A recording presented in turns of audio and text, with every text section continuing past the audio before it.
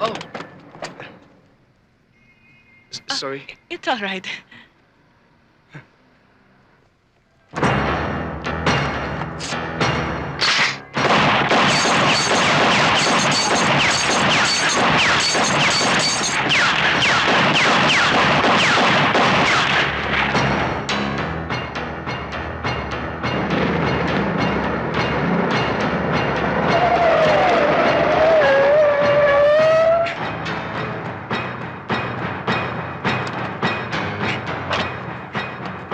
Sakay! Dali!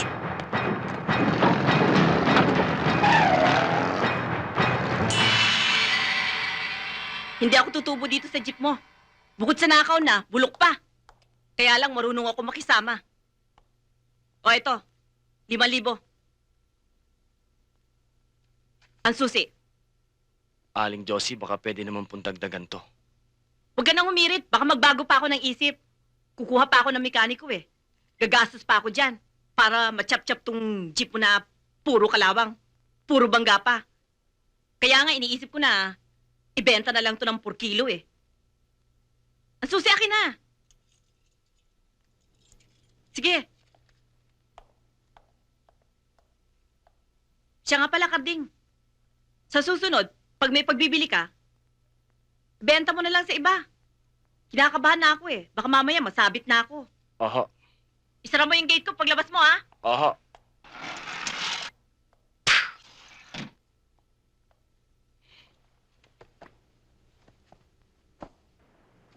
Si Teniente Antonio Sison ng Western Police District ang susunod nating target.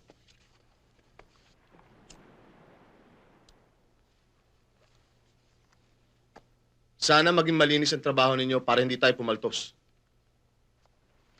Matagal ko nang hinihintay na sabihin mo sa amin yan, Cesar. Naiinip na ako. Kailan ba natin siya babanatan? Kung nakahanda na sina Roger at Danny. Okay na kami ni Roger. Ready na kami. Handa na rin yung coaching gagamitin bukas. Hoy! Ano ba sinisilip mo dyan? Pinag-aaralan ko yung mga kapitbahay natin sa baba. Nagdududa kasi ako. Tingnan mo. 7 lalaki, 1 babae. At ang babata nila. Hindi mo naman sasabihin magkakapatid dahil hindi naman magkakamuka. Oo nga, no? Uy, sa tingin ko halos magkakasing edad lang eh. Alam ko na. Siguro mga estudyante yung mga yan. Estudyante. Napakabobo mo talaga, Desta. Kung estudyante ka ba, dito ka titira? Hindi ba dapat sa dormitoryo? At saka tingnan mo, may mga baril. Kung sasabog ang ulo ni Teniente Sison bukas ng umaga, sa gabi bibiyay tayo ng Quezon. Magre-report tayo kay Commander Beltran. Huwag na huwag kayo maghihiwalay ng magkapatid habang hindi kayo nakakarating sa eskwelahan. Opo, Daddy. Kasi, pag may nangyari sa magkapatid, ikaw mananagot sa akin, ha? Opo. Sige na. Papakabait kayo, ha? Opo. May panyo ka na ba? Opo.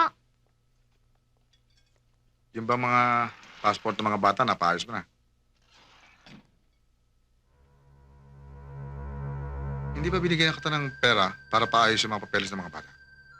Iniisip ko kasi na baka pwede namang tapusin na muna nila yung school year na ito.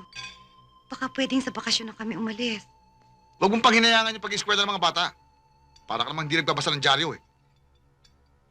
Paano kung madamay kayo dahil sa akin? Kasalanan mo rin naman eh. Kung bakit kasi pagpupulis ang pinili mong profesyon. Kaya civilian, militar, matanda o bata, sa panahon ngayon, hindi ka na nakasisiguro kung ligtas ka. Gobyerno lang natin nagsasabing stable tayo.